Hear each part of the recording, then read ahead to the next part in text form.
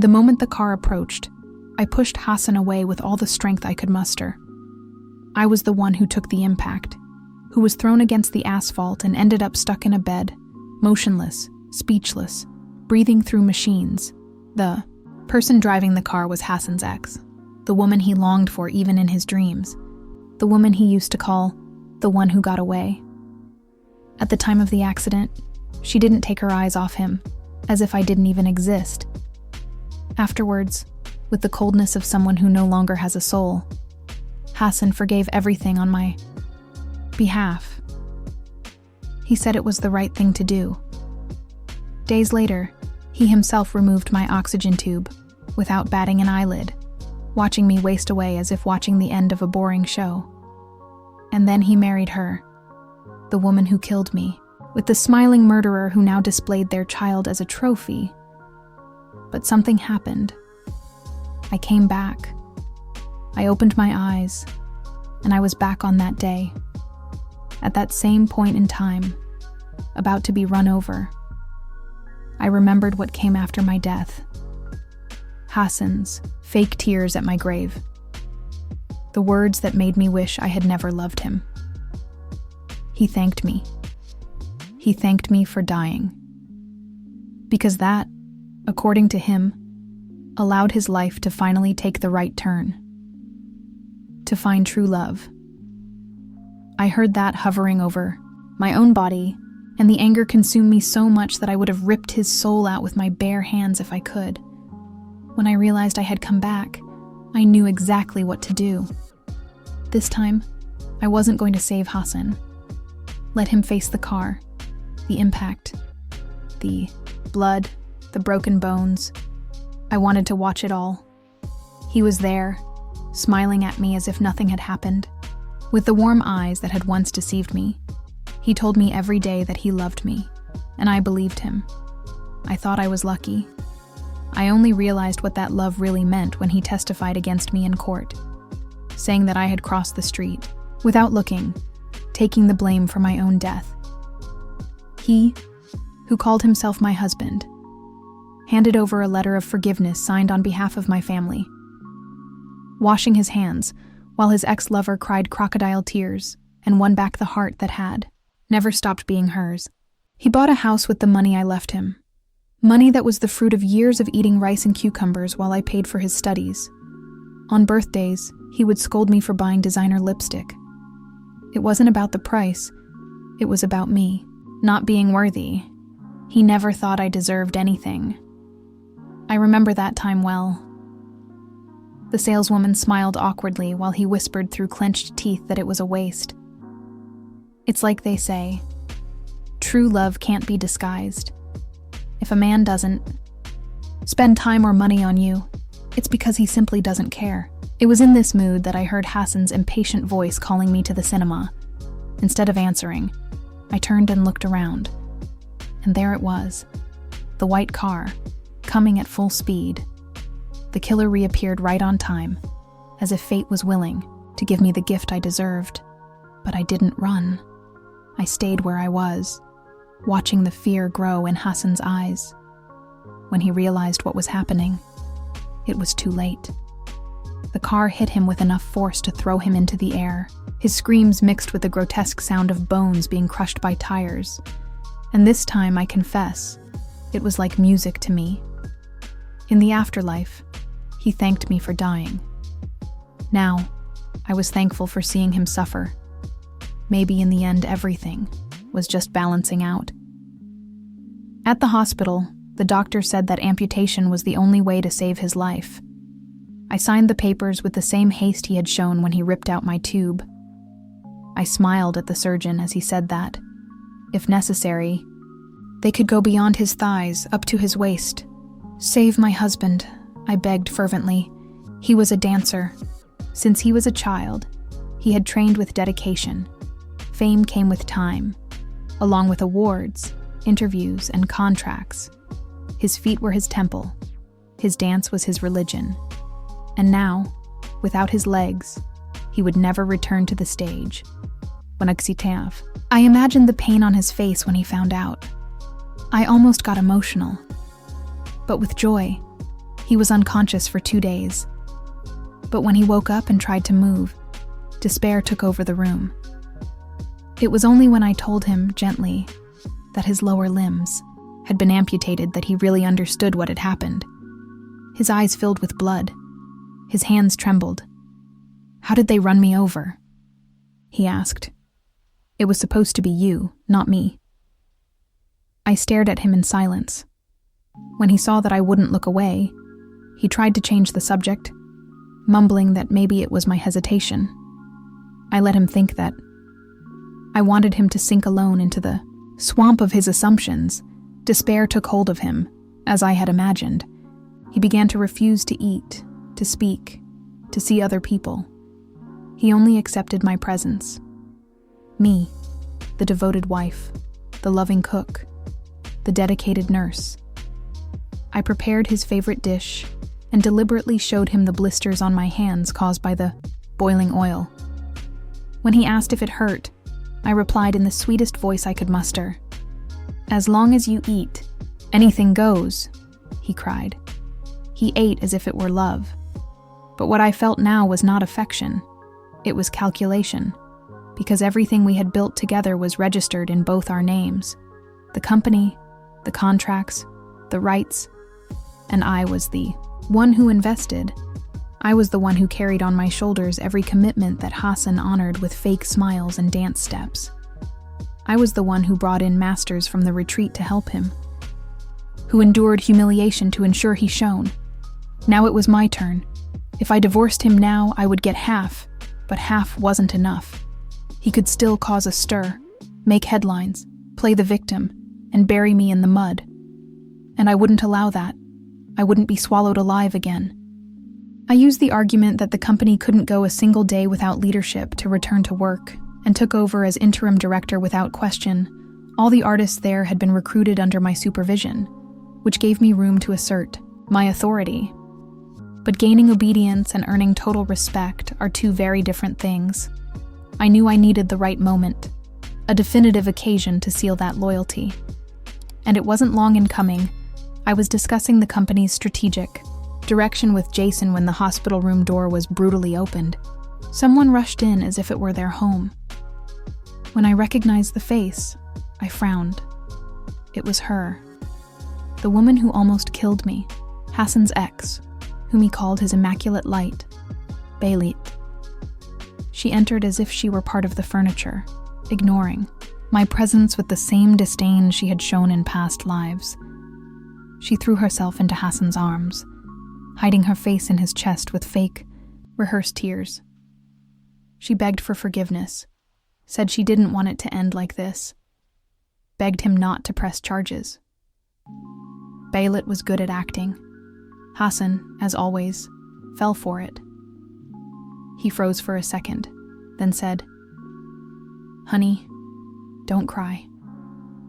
The words slipped out of his mouth as if it were natural, as if time had turned back.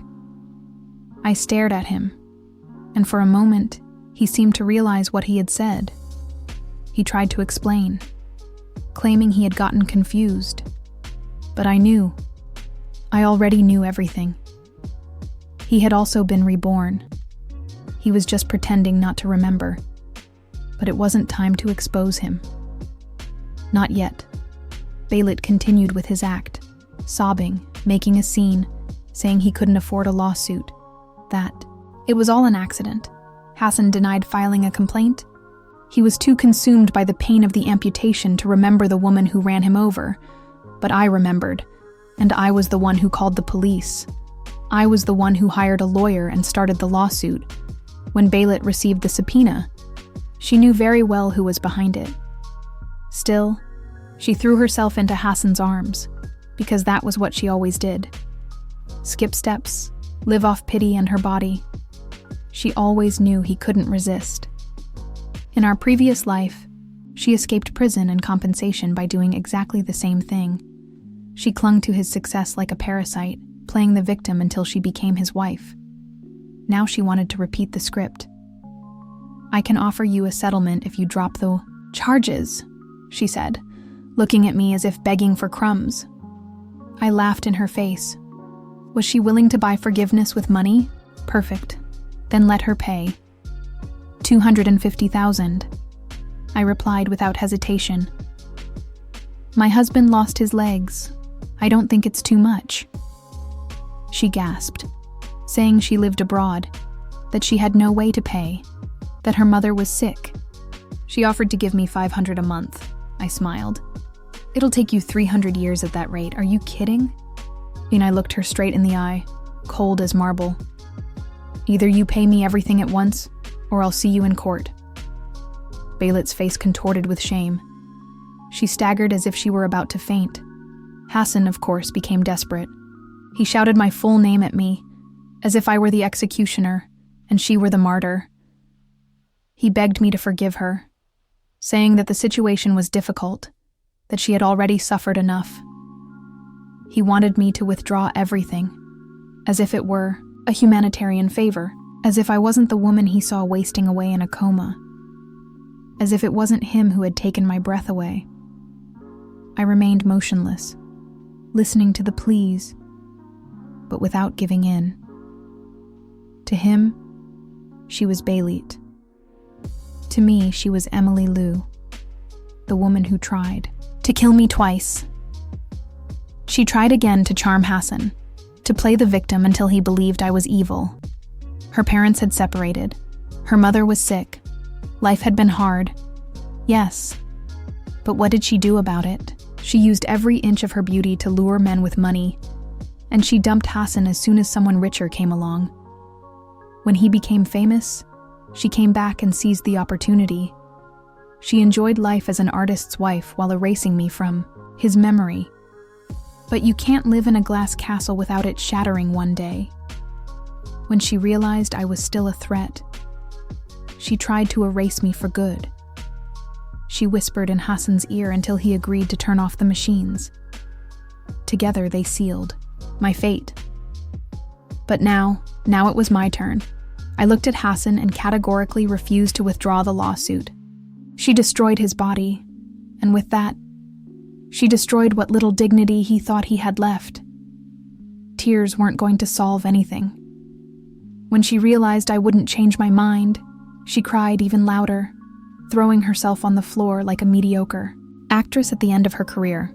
I screamed, pretended to lose control, grabbed her arm and dragged her to the door.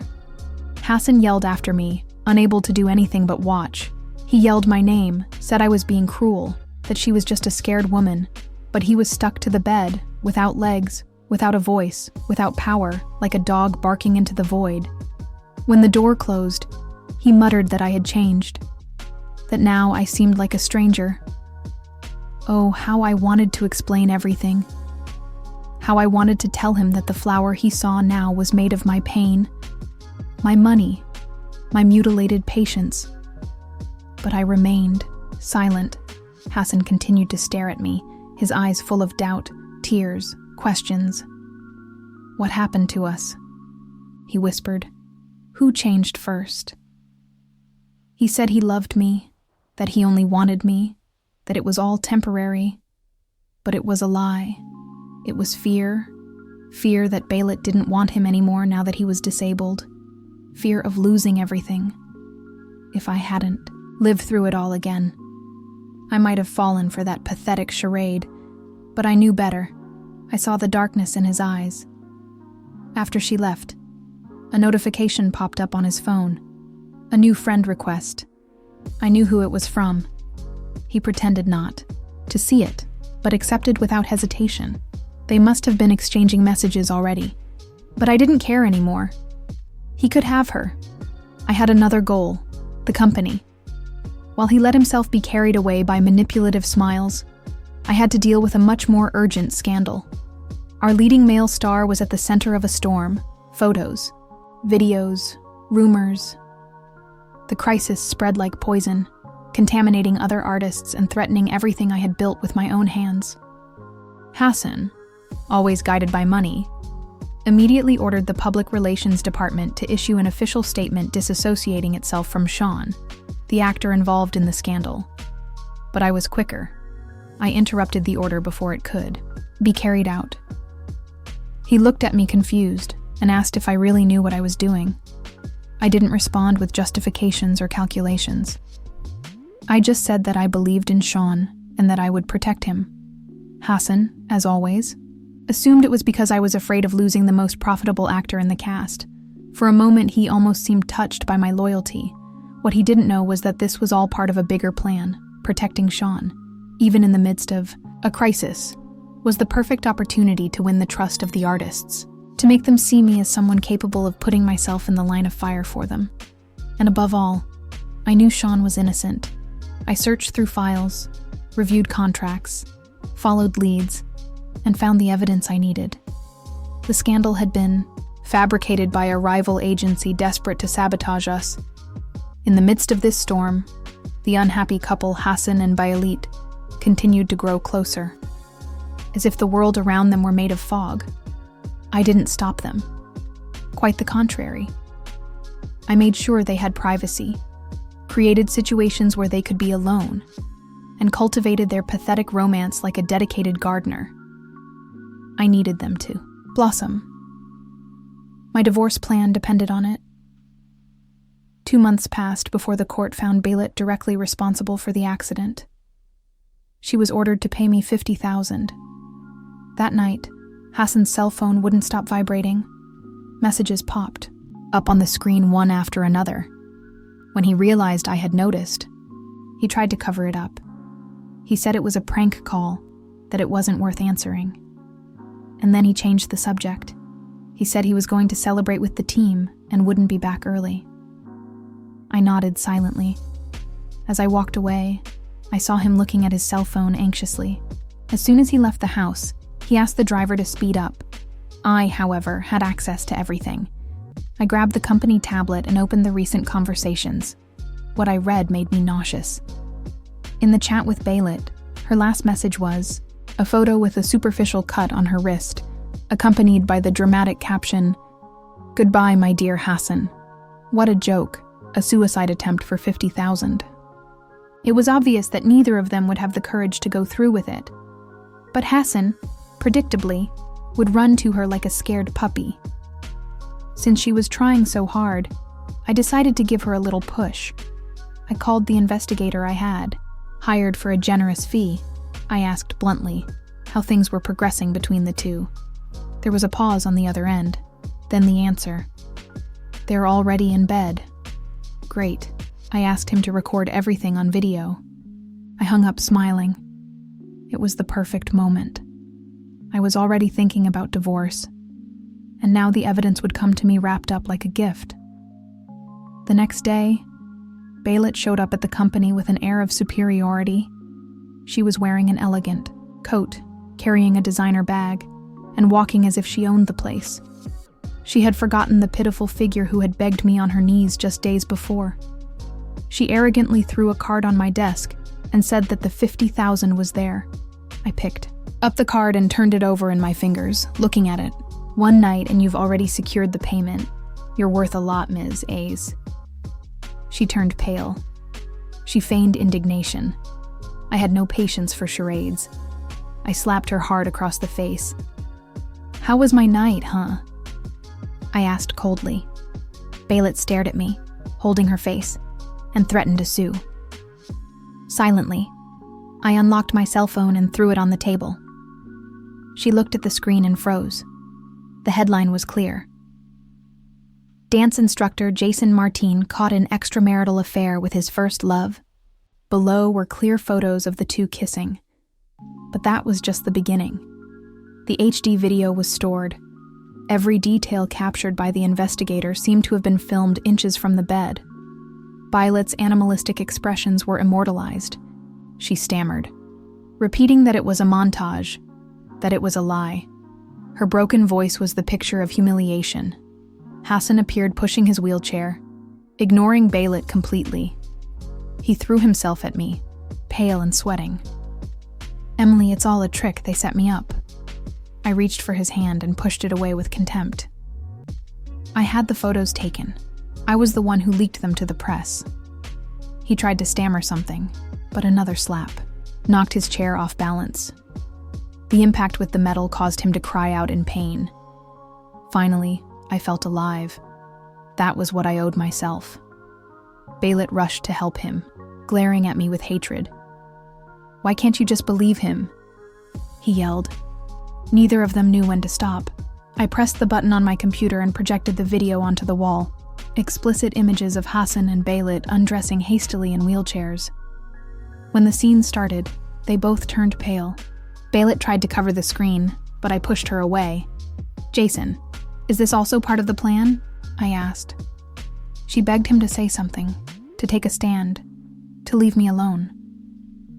Hassan, silent, just sweated. Baylit then lost control and demanded that I divorce him. She said I should take the $50,000 and disappear from their lives. I looked at her as if she were a cockroach trying to intimidate a lion. Inflated with success, she thought she had won. Hassan then finally spoke up. "Emily, I've caused too much pain. Let's separate peacefully." There it was. The confirmation I needed. His mask had finally fallen. I staggered 2 steps back and put my hand on my chest, my eyes filled with tears. Anyone who saw me would have sworn I was devastated. The door to the room was unlocked, and most of the employees witnessed everything. The image of a cheating husband now stuck to Hassan. Just as I wanted, the amputation scandal had generated pity. But if I had divorced him at the time, I would have been seen as the villain. Now, after everything I had done for him, he was the one who betrayed me. And at the exact moment when tears rolled down my face, I was also crowned the victim. Everything was as I had planned.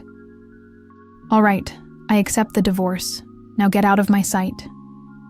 I spoke with the calmness of someone who already knew that everything was exactly where it should be.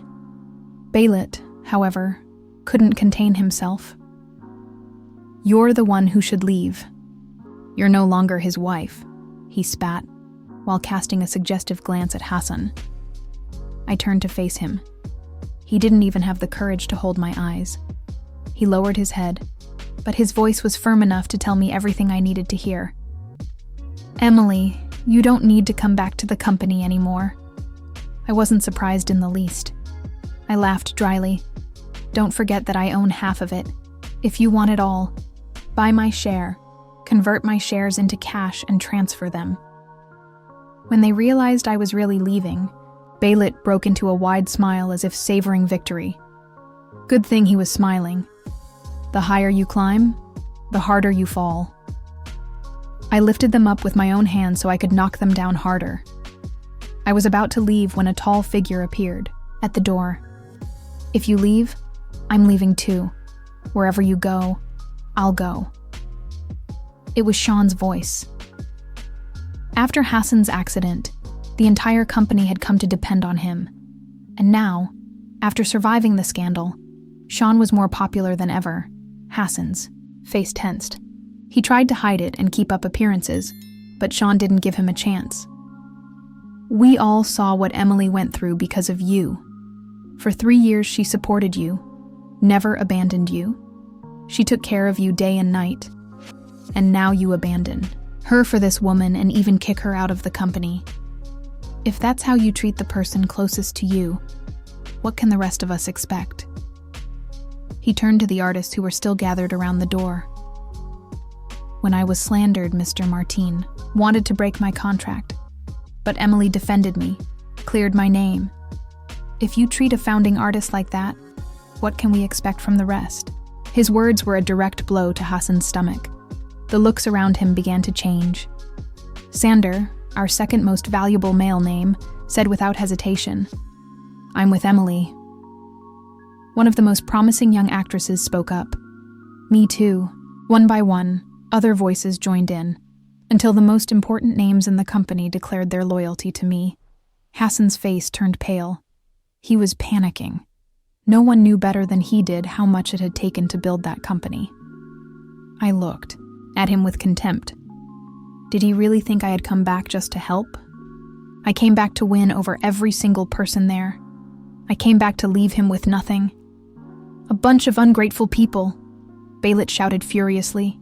"If you want to leave, leave. The old ones will go, and new ones will come.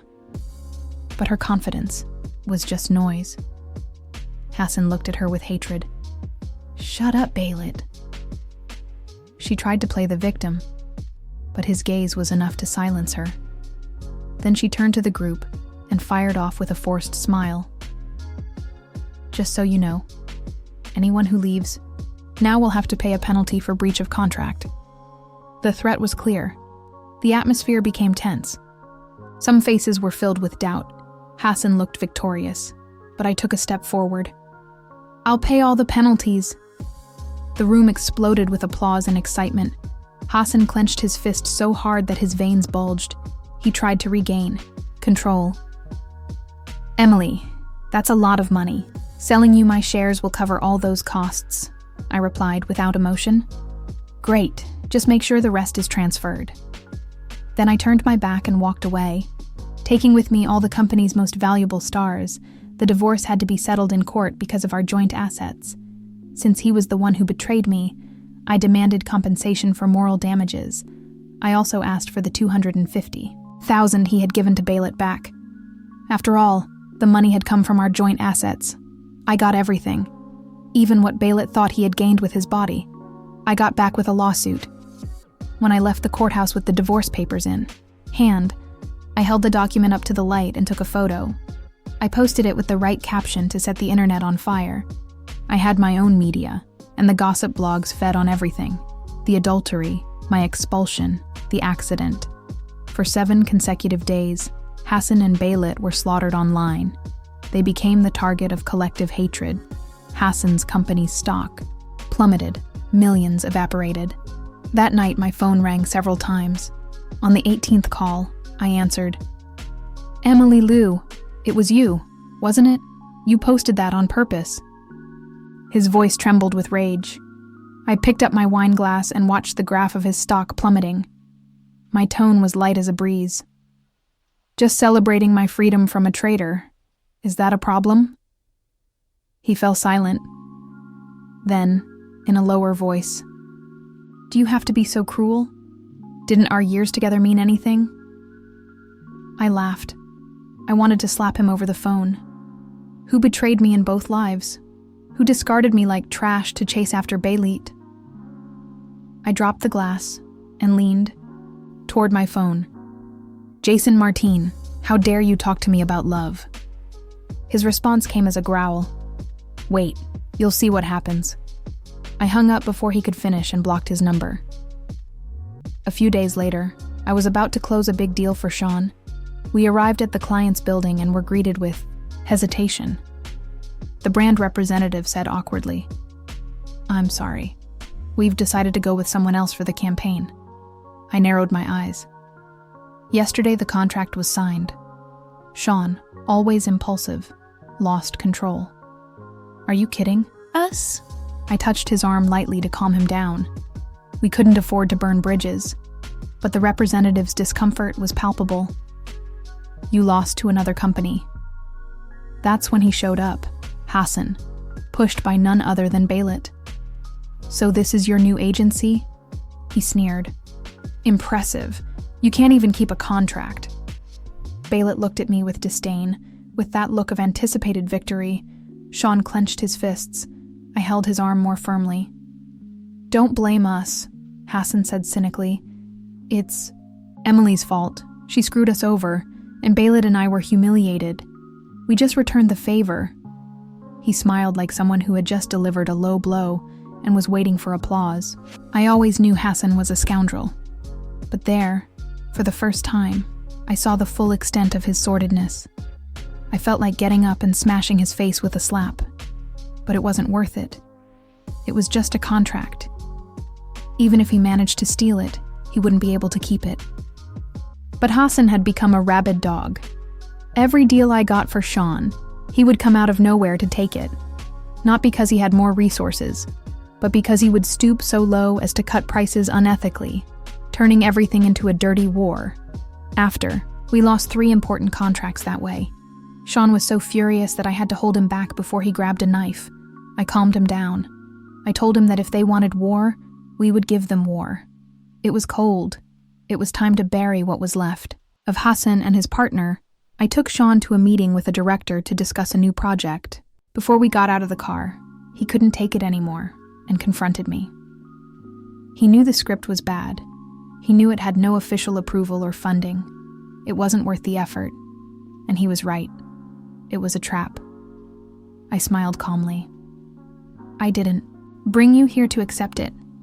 I brought you here to act, I explained. I suspected there was a spy inside the company.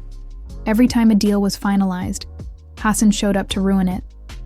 So I set a trap. I said loud and clear that the script was promising. I said it more than once, pretending to be excited. The spy passed on every word, and Hassan fell for it hook. Line and sinker, he signed the contract enthusiastically, believing he had won. Baylit mocked me. He said my company was bankrupt, that this was my last card. They laughed in my face, and I let them. I watched Hassan invest everything in that project until the day of filming was over. And then I revealed the script was based on a plagiarized book. The original work was withdrawn. The adaptation, for legal reasons, could never be shown. Hassan lost everything he had put into it. The company sank into debt and declared bankruptcy. They had to sell the mansion and move into a filthy apartment. That same year, I discovered the traitor within my team. I discreetly eliminated him. I helped Sean land an online drama with 2 leading roles. Hassan mocked me. He said I had hit rock bottom. But that drama, supposedly small, exploded. Sean went from supporting actor to star, and his fame boosted all the other artists in our agency. Jobs came from all sides. Money flowed like never before. At the end of the year, I rented a club for our get-together. But when I arrived, I saw Baylit sitting on an old man's lap, her hands intertwined around his neck, kissing him naturally. It wasn't Hassan. Sean looked at it in shock. Didn't she break up with Hassan? I didn't know much either. After going bankrupt, Hassan tried to get back on his feet. He borrowed money from loan sharks, started a new company, but nothing worked. He was sinking, indebted. Baylit jumped ship. She latched onto Director Wong, an old, rich, and influential man. The affair was public knowledge behind the scenes. So that was it. Hassan's eternal love was now selling herself for convenience. I was leaving the club when Hassan crossed the room in his wheelchair and slapped Baylit in the face. She screamed, kicked the chair, and knocked him over. He tried to get up, but she crushed his hand with her high heel. He screamed in pain. "You think a cripple can hit me?" She spat. She pressed her heel harder. "You want me to break your bones?" Hassan moaned, wet with sweat, weak, there on the floor, staring at the woman for whom he had destroyed everything. "I left everything for you. How could you?" "You broke up with me because you wanted to. I just moved on, you idiot." She rolled her eyes and kicked him hard against a table. His head hit it with a loud thud. Blood flowed. People screamed. He passed out. Baylit, indifferent, cleaned herself up, hugged her new sponsor, and left for the hotel. The manager, fearing lawsuits, called for help. If it weren't for him, Hassan would have died there. He was taken away by ambulance. Absolute chaos, and he deserved it. Sean laughed. Serves him right. He had you, a woman like you, and he traded you for that. Hassan's second chance was wasted. He didn't rebuild anything. He lost his legs. He lost his career. And now, the woman who said she loved him had traded him for another man. I celebrated everything. I handed out bonuses in red envelopes to my employees. When Sean dropped me off at home, it was already past 1 a.m.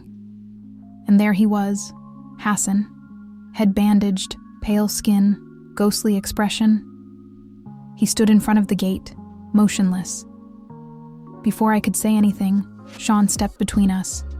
"You're not welcome here." But Hassan just stared at me. "Emily, I messed up. I messed everything up. I should never have left you." His eyes welled up. "You were perfect, and I..." He started slapping himself. Each slap echoed in the soft silence of the street. Sean and I exchanged glances. He stepped forward. "That's enough, Hassan. You have no right to think about her anymore. Go away." Hassan ignored him. He just looked at me, desperate. I touched Sean's arm and asked for space. "Let me talk to him." He stepped back. Reluctant, Hassan's eyes sparkled, as if I were the last plank in the sea. He tried to hold my hand. I knew it. "You still love me? It's always been you." I pushed his hand away coldly. "Don't call me that. You don't have the right." My voice froze the night. "You want to justify your betrayal? Speak. I'm listening." He cringed. He tried once, more to touch me, but my gaze paralyzed him. "It's because of your past life, isn't it? You were in a coma for 3 years. Baylit took care of me during that time. He helped me get through everything." I wanted to laugh. The man who said he loved me more than anything was now hiding behind distorted memories. "Emily, it sounds crazy, I know. But I was reborn, I remember. Everything. You have to believe me." I smiled. "I believe you." He froze. "You believe me?" I leaned in a little. "Because I was reborn too." His pupils dilated. The blood drained from his face. "The Emily Lou you loved died. You killed her. You were the one who turned off the oxygen tube. I didn't hide anything anymore." "Hassan, you're pathetic.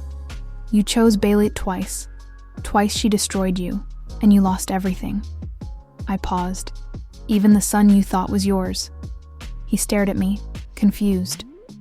"What? Didn't you know? Even in a coma, I heard everything." Baylit confessed. "The daughter was her ex's, and when she realized the girl didn't look like you, she panicked. She planned everything with her ex and a doctor. They wanted to drug you and stage an accident." Hassan stood motionless. He was devastated. I moved closer. I wanted to see him up close. Then he laughed, a hysterical laugh.